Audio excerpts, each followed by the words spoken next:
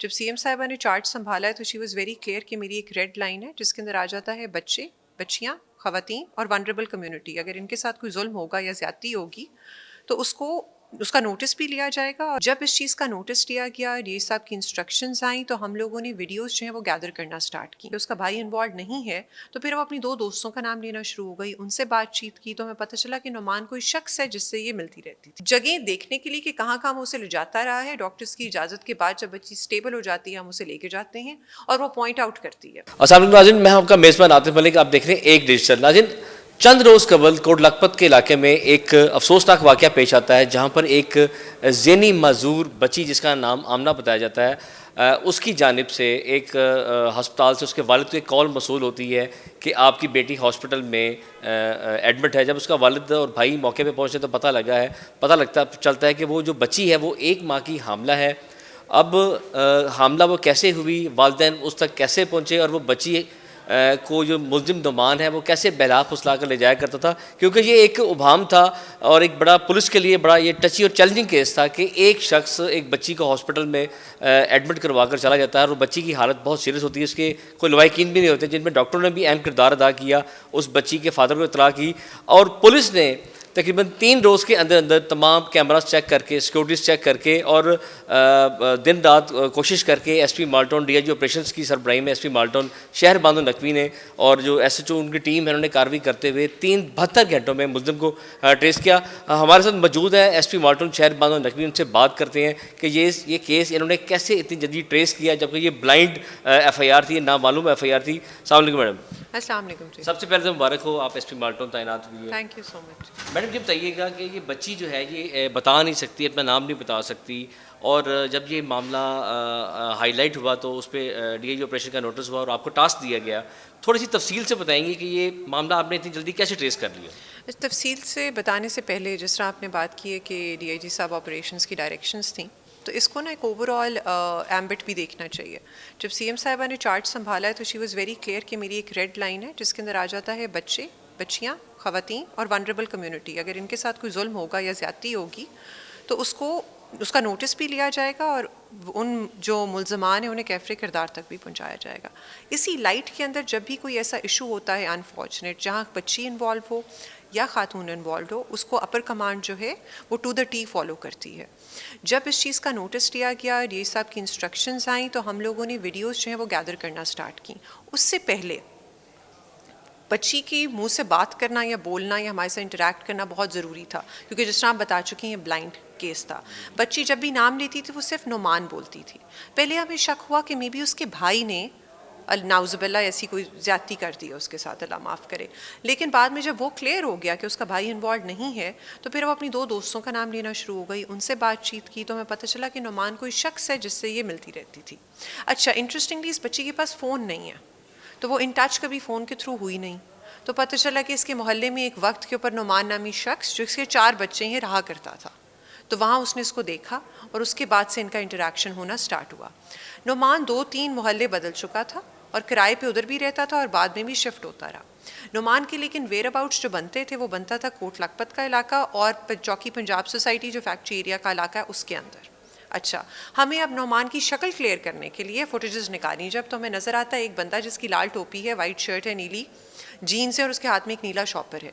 वो एक private hospital के बाहर भी नज़र आता है और फिर वो एक पब्लिक हॉस्पिटल जो जनरल हॉस्पिटल है उसके बाहर भी नज़र आता है। वहाँ से जब हमें उसकी शक्ल क्लियर हो जाती है तो हम इसको बैक ट्रैक करना स्टार्ट करते हैं और फॉरवर्ड ट्रैक करना स्टार्ट करते हैं। कैमरास चेक करते हैं, ह्यूमन इंटेलिजेंस के ऊपर फोकस करते हैं। सक्सेस से सारे केस की ये है कि हम लोगों को रात को 11:30 से 12 बजे कॉल आती है 14 तारीख को कि दिस इज़ हैपेंड। जब हम लोग बच्ची से इंटरेक्ट करते हैं, बच्ची इतनी ट्रॉमा रिडन होती है कि कुछ बोल नहीं रही होती, उसका इतना ब्लड लॉस हो चुका होता है कि वो इंटरेक्ट ही नहीं कर रही होती। क्योंकि बच्ची मेंटली स्लो है तो उसको वैसे भी एक्सप्लेन करते वक्त दिक्कत आ रही होती है।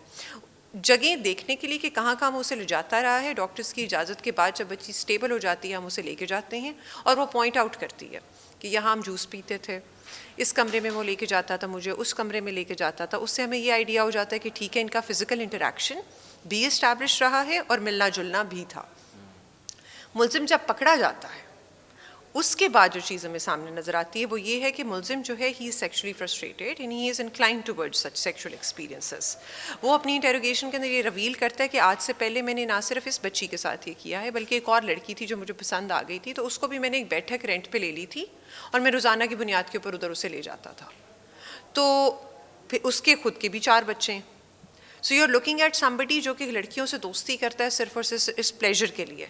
ये बात सच है कि बच्ची प्रेग्नेंट हो गई थी और इसने हमल ज़ाया भी करवाने की कोशिश की, जिसकी वजह से उसका इतना ब्लड लॉस हुआ था। जब वो इमरजेंसी में जनरल की आती है तो वो बस एक बच्ची उसको बाहर मरने के लिए छोड़ के चला जाता है। डॉक्टर्स जिस तरह राउंड पे जाते हैं, उन राउंड्स के अंदर जा रहे होते हैं तो कहते हैं ये किसकी बच्ची है, तो उसके पास से नंबर निकलता है। वो नंबर पे जब कॉल करते हैं तब उसके पेरेंट्स जो भाई है ना उसका, वो आता है। FIR जो है वो भी उसके भाई की मुद्दत में हुई हुई है। मैडम ये तो आप कह रहे हैं बच्ची मेंटली स्लो थी, तो ये वालिदैन उसको कैसे स्पेयर कर देते थे, घर से बाहर जाने देते थे, या वो पढ़ती थी, वो किसी कॉलेज स्कूल वगैरह जाती पहले थी? वो बकौल बच्ची के पहले वो किसी स्कूल में जाती थी, उसके बाद उन्होंने 8th ग्रेड के बाद गालिबन या 7th ग्रेड के बाद उसने स्कूल छोड़ दिया। जो हमारा मुलजिम है वो एक टेलर है, वो सिलाई कढ़ाई का काम करवाता है और उसको मैनेज करता है। बच्ची कहती, सिर्फ बच्ची एक ही बात करती थी, मुझे बस बाइक चलाने का बहुत शौक था, मैं अपनी दोस्तों को बाइक पे ले जाती थी।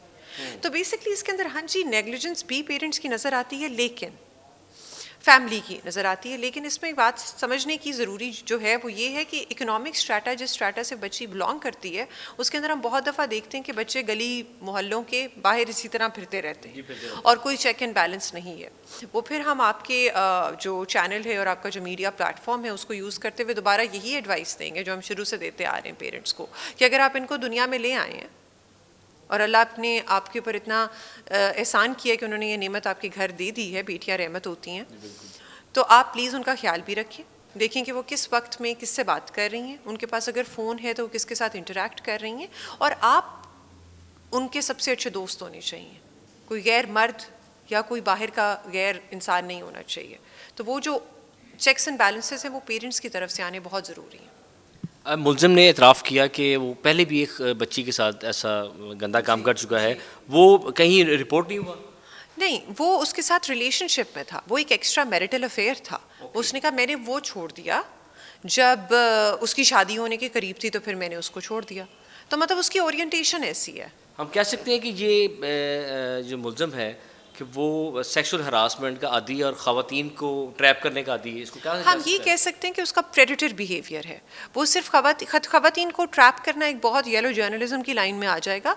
हम ये ज़रूर कह सकते हैं कि कंसिडरिंग वो एक सेक्सुअल प्रेडेटर है तो वो वीक और वनरेबल लोगों को टारगेट करता है। वो हर एक को टारगेट तो नहीं करेगा ना, weak as in socially vulnerable. आप किसी भी आदमी के झांसे में उसी टाइम फंसते हैं जब आपको किसी चीज़ की ज़रूरत हो। तो वो जो ज़रूरत है वो आप अपनी फुलफ़िल करने के लिए, वो बेशक वो अटेंशन की ज़रूरत हो सकती है जहाँ वालिदैन का किरदार आना चाहिए, वो पैसे की ज़रूरत हो सकती है, वो सोशल रिकग्निशन की ज़रूरत हो सकती है, वो एक नीड की ज़रूरत हो सकती है कि मेरी तरफ भी कोई तवज्जो दे, अटेंशन दे। हमने एक फुटेज देखी है जिसमें उसने red cap blue jeans shirt पहनी हुई है। अच्छा, उसमें टोटली मुलजिम नज़र नहीं आ रहा क्लियरली। कैसे आपने इसको ट्रेस कैसे किया, कहाँ से इसको ट्रेस किया? हम लोगों ने बेसिकली कैमरास की मदद से इसको ट्रेस किया है and then we were able to identify किसका, क्योंकि हमें नाम पता चल चुका था तो किराएदारी का इंदराज देख के हमें पता चला। उसके बाद फिर आ जाते हैं, हमने मोहल्ले वालों से पूछा कि ये शख्स है कौन, किधर रहता रहा है, इधर रहता रहा है तो अब किधर मूव हुआ है। तो basically it was a combination of human intelligence, cameras and a dedicated team जिसके अंदर SHO जो है हमारा कोट लखपत इमरान, ASP साहिबा मैडम जो मॉल टाउन है मैडम कशमाला, उन्होंने बहुत ही डेडिकेशन और फोकस के साथ काम किया है। ये हम लोग उसको पता तो लग गया होगा कि खबर चल गई, नोटिस हो गया। हाँ जी, वो ऑब्वियसली भागा हुआ था तो बड़ी मुश्किलों से पकड़ा, हमने बाहर रेकी लगाई हुई थी। बट द पॉइंट इज़ कि यहाँ ये बताना बहुत ज़रूरी है कि ना सिर्फ मुलजिम पकड़ा था हमने उसका मोबाइल भी फिर रिकवर करवाया जो किसी और जगह से हुआ, हमने उसकी बाइक भी रिकवर करवाई जिस पे वो बच्ची को लेके गया हॉस्पिटल, और फिर हमने वो कपड़े भी रिकवर करवाए जो उसने उस रात पहने हुए थे। अच्छा मैडम, आपने एक बात इसमें की कि उस बच्ची के कुछ होटल्स देखे, उसने कमरे दिखाए। आपकी डिवीजन में ही बड़े गेस्ट हाउसेज हैं, होटल्स हैं, आपकी माल्टन डिवीजन मशहूर है इस मामले में, और ये भी जो सारा मामला मैं ये बात करूँगी कि जो होटल्स जो हैं उसके ऊपर हमारा जो चेक इन बैलेंस है वो लाइजन जो पुलिस के साथ रखते हैं वो यही है कि आप होटल आई के अंदर इंदराज करें। होटल आई का यूज़ होना बहुत ज़रूरी है, किसी इलीगल एक्टिविटी के अंदर इंडल्ज ना करें।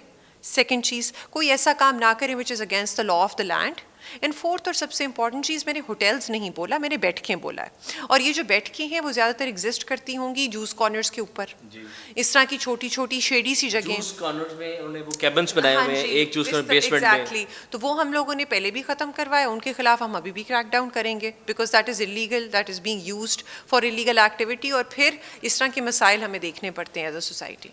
वालिदैन को आपको नोटिस देना चाहती हूँ, कोई मैसेज? बच्चों का ख्याल रखें, आप उन्हें दुनिया में लेके आए हैं, अल्लाह ने आपको उनसे नवाजा है और ये रहमत है, नेमत हैं, तो आपके ऊपर फ़र्ज़ है कि आप उनकी तरबियत भी अच्छी करें। और अगर आपको अल्लाह ने स्पेशल बच्चा दिया है तो काइंडली उसका स्पेशल तरीके से ही ख्याल रखें और उसको इस तरह नज़रअंदाज ना करें और उसे एक जहमत ना समझें। जी बिल्कुल जी। मैडम शहर बानो नकवी एसपी मॉडल हमारे साथ मौजूद थी। उनका पेरेंट्स के लिए बड़ा क्लियर मैसेज है कि अगर अल्लाह ने उनको नेमत से नवाजा है और ख़ास तौर पे स्पेशल बच्चों की नेमत से नवाजा है तो उनका ख़ास ख्याल रखिए। और दूसरी जानिब उन्होंने जो एक और मैसेज दिया है कि उनकी डिवीज़न में या लाहौर में कहीं भी कोई ऐसे जूस कॉर्नर्स हैं जो कि बेसमेंट में बने हुए हैं या छत पे हैं और कैबिन्स बनाए वो इलीगल हैं, उनके खिलाफ भी इनकी डिवीज़न में भी क्रैकडाउन किया जाएगा और तमाम डिवीज़न में भी क्रैकडाउन किया जाएगा। जी, आपने मेज़बान आतिफ मलिक को इजाज़त दीजिएगा, फिर मिलेंगे एक नए प्रोग्राम के साथ। अल्लाह हाफ़िज़।